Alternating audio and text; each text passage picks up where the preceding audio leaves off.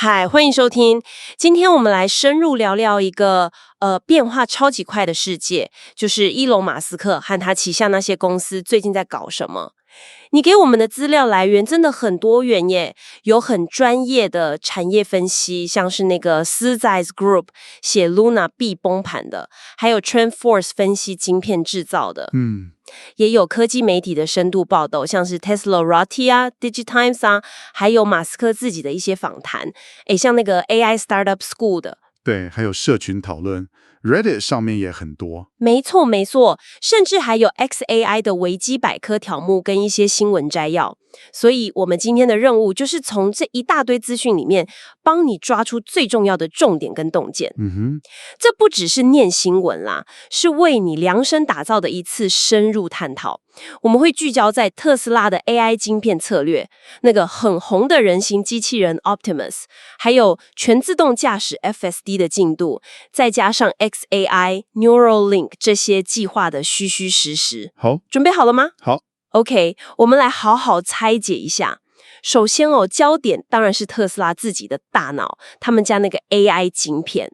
马斯克前阵子才说 AI5 晶片的设计审查搞定了，后面还有 AI6、AI7，甚至他还提到一个什么超凡脱俗的 AI8，这听起来是不是有点像科幻小说啊？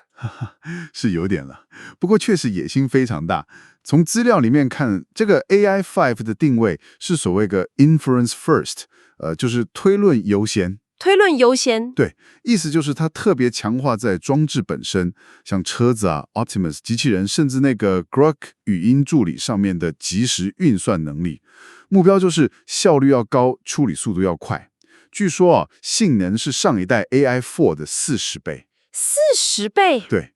运算力可能冲到5000 TOPS， 这个 TOPS 是衡量 AI 晶片速度的单位，你可以想象成它大脑每秒能动几步，数字越高越快，而且还能原生支援 Softmax 这种运算，这个对机器做即时决定，非常关键。哇，40倍这数字很吓人耶，不止设计，连那个生产伙伴都已经找好了。对，目前的消息是指向会有台积电，可能是在美国亚利桑那厂用3奈米 N31制程，还有三星可能在德州厂用2奈米制程，这两家一起代工。两家一起？对，比较好玩的是，马斯克有提到说，因为制程技术不一样，两家做出来的版本会有一点点差异，但他们的目标是让 AI 软体跑在这两个版本上，感觉要完全一样。所以是想避免以前那种像苹果 A9 晶片那样，不同代工厂做出来性能不一样，结果被骂翻的晶片门事件。听起来是这个意思啦，想学乖一点。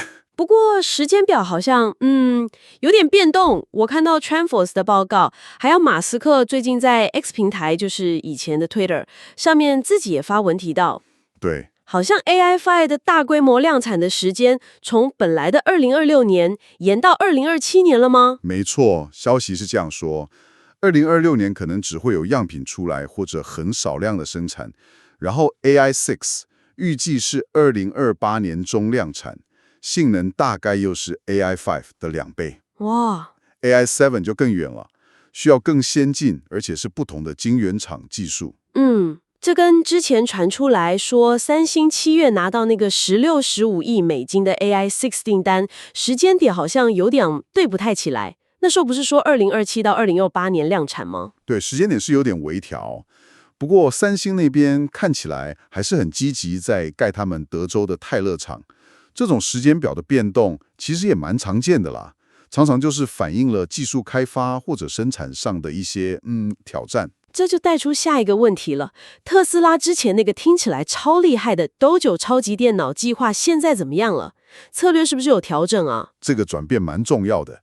Dojo 原本那个目标非常非常大，它是想做一个专门用来训练 AI 模型的晶圆级超级电脑。晶圆级就是把超级多的运算单元直接整合在一整片细粒晶圆上面，理论上效率会很高。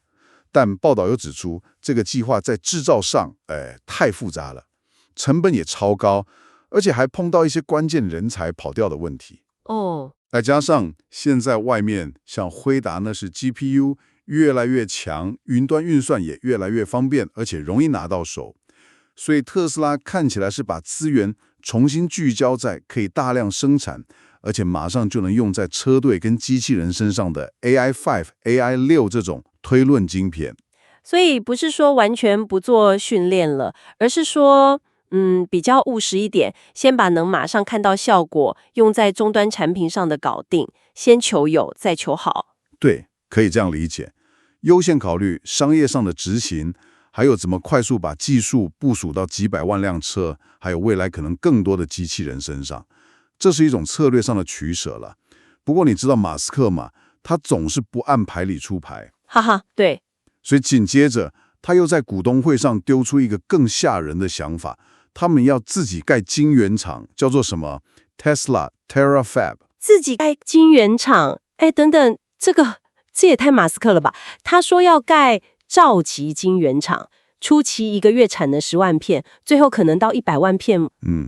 他还说自家晶片成本只有辉达的1/10，这真的有可能吗？这个愿景是非常非常宏大了，但是现实面是，根据一些产业报告，像是那个 XY 高管还有 TrendForce 引用的资料来看，在美国盖一座先进的晶圆厂，那个成本跟时间很可能是台湾的2倍。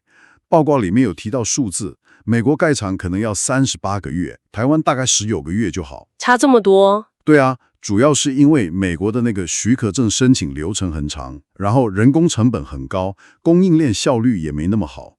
而且盖一座先进晶圆厂，投资都是200亿美金起跳的。哇！所以这个 Terafab， 老实说，现阶段看起来更像是一个宣示性的长期目标了，甚至可能是他拿来跟供应商谈判的筹码。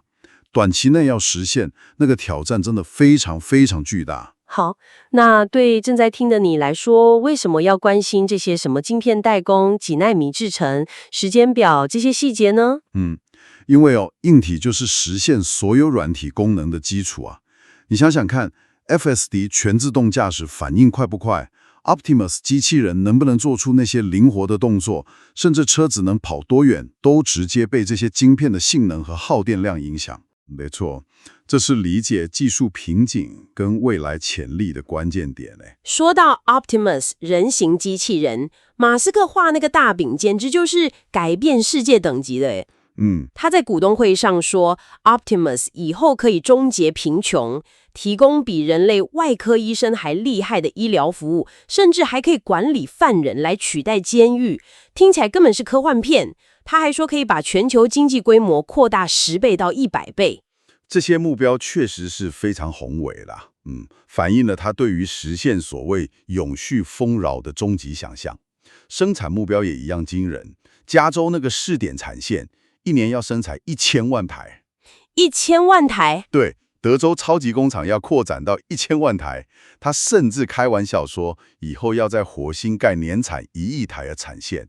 他追求的就是史上最快的产能爬坡速度。但是接下来这个就有趣了。DigiTimes 今年7月引述那个中国供应链的消息报道说，特斯拉那个时候其实暂停了 Optimus 的零件采购跟生产计划。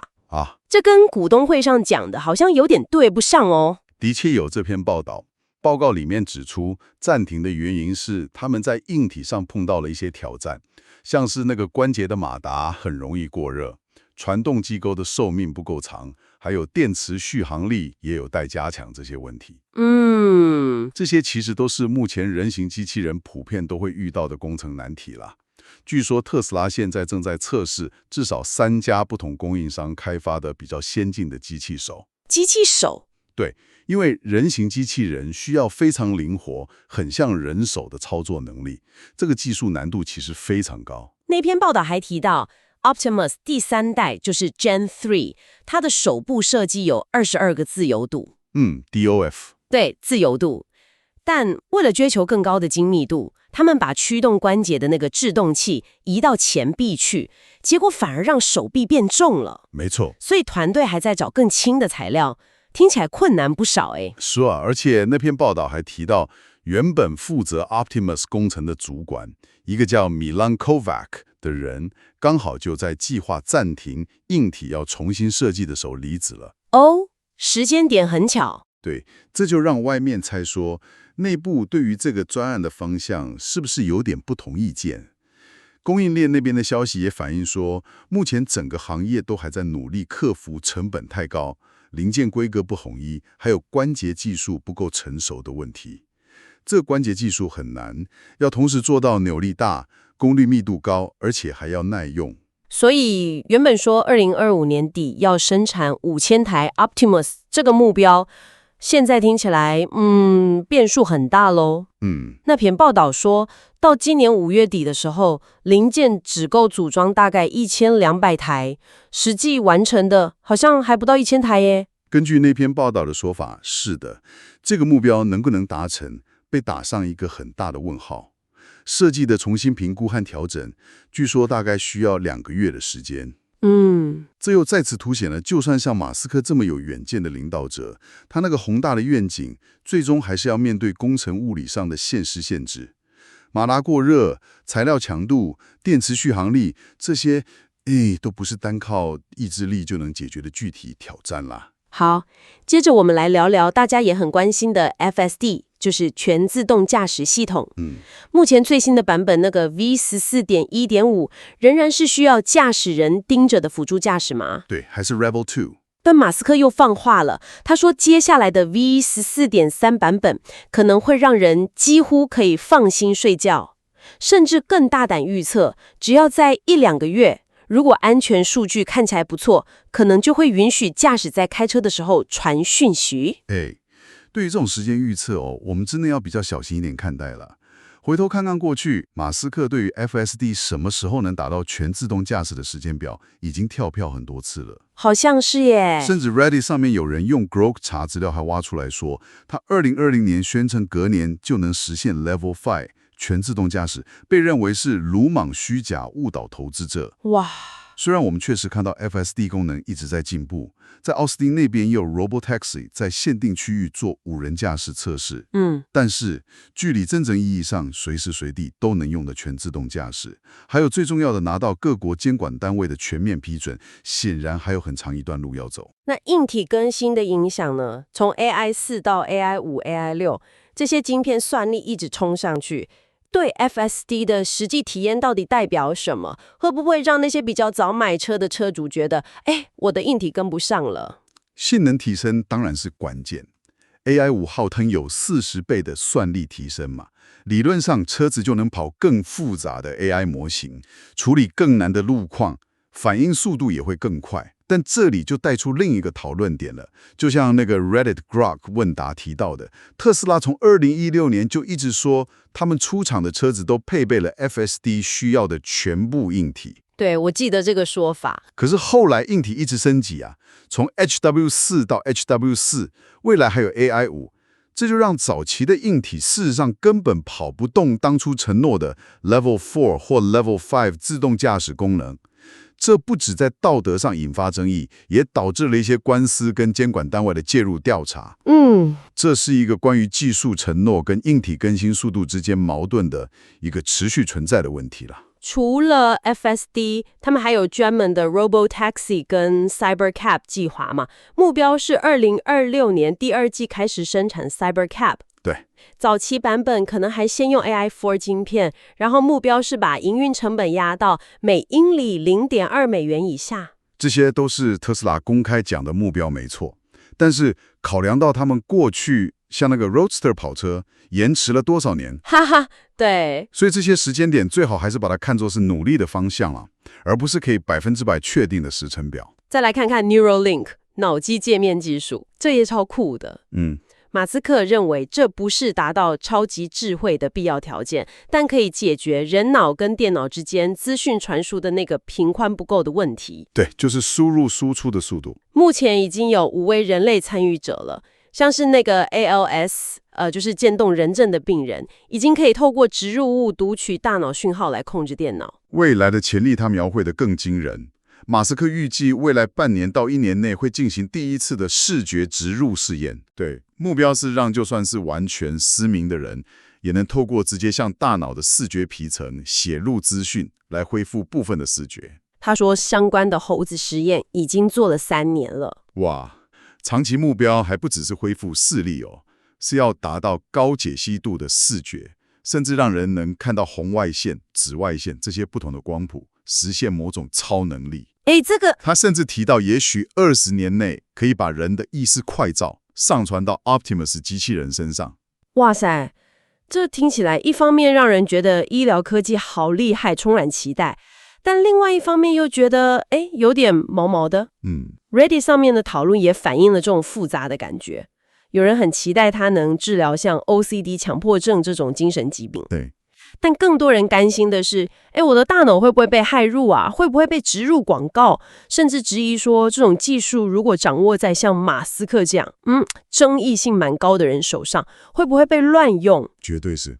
这项技术的潜能跟它的伦理风险是绑在一起的，植入物的安全性、长期影响，还有那个可逆性，比方说使用者能不能随时登出或把东西拿掉。对，这个很重要。还有数据隐私被控制或滥用的可能性，这些都是整个社会需要持续关注，而且要深入探讨的重大议题。它迫使我们去思考科技进步的边界到底在哪里？我们愿意为了得到更强大的能力或者治疗疾病，付出什么样的代价？对你来说，这部分不只展现了技术的两面性，也让我们看到像 FSD 这种从辅助驾驶慢慢往全自动化走的漫长道路，跟 Neuralink 这种更直接介入人体的技术，它们引发的伦理考量的层次其实是不太一样的。没错。好，马斯克的版图还没完哦，他另外还开了一家公司叫 xAI，目标更大了。要理解宇宙，还推出了叫做 Grok 的聊天机器人。这家公司跟特斯拉之间有什么关系啊？关系非常密切，主要就是围绕着算力。算力？对，训练像 Grok 这种大型 AI 模型，需要极度庞大的运算资源。资料显示，包括维基百科还有一些访谈记录都提到 xAI 正在美国曼菲斯盖一座叫做 Colossus 的超级电脑。Colossus 巨像。对，马斯克在访谈里描述了他们怎么快速把这个训练中心搞起来，找到一个现成的旧工厂，租来超大量的发电机。这甚至还引发了当地关于环保跟许可证的争议哦。还有冷却设备，甚至还用上了特斯拉自己的 Megapack 大型储能电池来稳定供电哦。因为 AI 训练那个用电量波动非常非常剧烈。哇！到今年6月，据说已经部署了惊人数量的高阶 GPU， 包括15万个辉达 H100、5万个 H200、3万个 GV200。天哪！而且还准备再增加11万个 GB200。这听起来根本就是一场算力的军备竞赛。而且之前 CNBC 不是有报道吗？大概是今年6月的时候。说马斯克曾经指示辉达把本来要出货给特斯拉的上千个 AI 晶片优先转送给 X 公司，就是以前的 Twitter， 还有 xAI。这是不是代表他内部资源调度是有分优先顺序的？这个报道确实引发了很多讨论了。它显示了马斯克旗下不同公司之间资源可能是互相流动、互相支援的。但也可能存在内部的竞争，还有优先顺序的考量。另外 ，xAI 在2025年3月收购了 X-Corp， 然后在同年7月拿到一笔2亿美金的军事合约。军事合约？对，但同时他们在9月也解雇了超过500个负责训练 Grok 的数据标注人员。所以这家公司营运看起来还在快速变动中。马斯克对于 AI 安全的看法也蛮特别的，他一直强调 AI 一定要极度追求真理，英文是 maximally truth seeking。就算那个真相可能政治不正确，也要去面对。他觉得强迫 AI 为了符合某些人的观念而去说谎或扭曲事实是非常危险的。这也是他当初创立 xAI 的核心理由之一啦。他希望打造一个他觉得可以信任、把追求真相放在第一位的 AI， 用来制衡其他那些可能被用来做坏事，或者在训练过程中就被灌输了很多偏见的 AI。他相信保有好奇心跟对真理的追求是发展超级智慧最安全的一条路。所以从你的角度来看， XAI 这个案例不只展现了马斯克这个商业帝国内部复杂的互动关系，也反映了他对 AI 未来发展方向的核心理念跟担忧。但同时，像 Colossus 这种超级电脑的建设，也迫使我们去思考，追求更强大 AI 的背后，需要付出多么巨大的能源和资源成本，还有潜在的环境影响。确实，在我们看过马斯克这些需要投入大量资源，而且高度依赖中心化运作的计划之后，回头看看你资料里面 Silas Group 那份关于 Luna 崩盘的分析报告里提到的比特币，或许能提供一个蛮有趣的对照。那份报告特别强调了比特币跟很多其他加密货币项目的不一样。是的，那份报告的核心观点是说，比特币真正的创新在于它透过那个工作量证明，也就是 POW， 对，挖矿。对，就是消耗能源来确保记账权，建立了一种去中心化的信任机制。它不需要依赖任何中间的机构，而且它有很强的网络效应。报告也提到，比特币虽然价格跌过很多次，甚至超过80%的大跌都有，但网络本身从2013年3月以来一直都是100%正常运作，非常稳定。报告把它跟很多被叫做山寨币，就是 altcoins 拿来对比，认为后面这些币常常为了追求更多功能，像是更快的交易速度啊，或者更复杂的应用，对，反而牺牲了去中心化这个最重要的特质，变成要依赖一些中心化的组织，像是基金会啊、创投公司 VC 啊来推动，而且常常用很激进的行销手法。Luna 跟 UST 的崩盘，就是报告里面引用了一个很典型的例子。它设计了一种所谓的算法稳定币，想用另外一种代币 Luna 的价格波动，透过套利机制来维持 UST 对美元的稳定挂钩。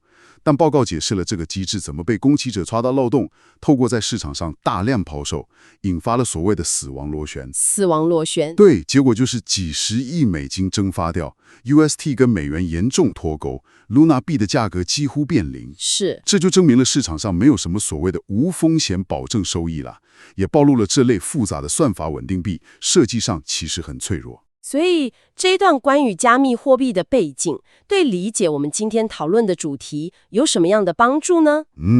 它提醒我们啊，在评估任何新技术或新项目的时候，去区分什么是真正的底层创新，像是比特币试图解决的那个去中心化信任问题，跟那些建立在不同假设上，甚至可能为了追求短期目标而牺牲掉核心原则的衍生应用，像是 Luna 或者很多过度中心化的 altcoins， 区分这两者是很重要的。这有助于我们更深入地去理解不同技术路线背后的内在风险、潜力，还有他们所依赖的根本假设是什么。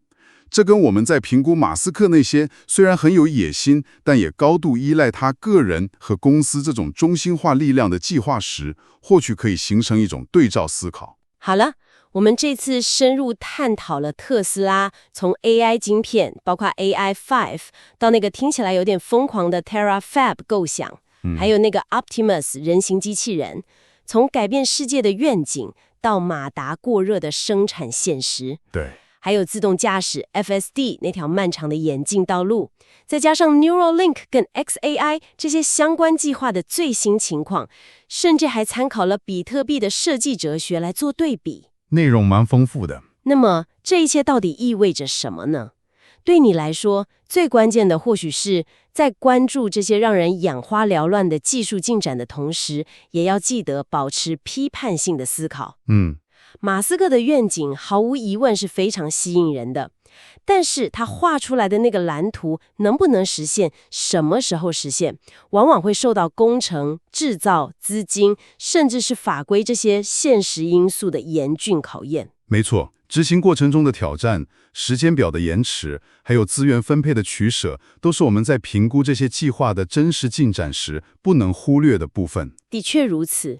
就像马斯克自己常常讲的，他希望成为这场 AI 跟机器人竞赛的参与者，而不是旁观者。没错，而且它致力于要打造追求真理的 AI， 来确保人类能有好的未来。那么最后留给你思考的问题就是，当我们看到Optimus 可能因为硬体的瓶颈而暂停生产， FSD 和其他专案一再延迟，还有像 xAI Colossus 这种需要投入天文数字般资源，甚至引发环境争议的计划时，这种参与在实践中究竟代表了什么？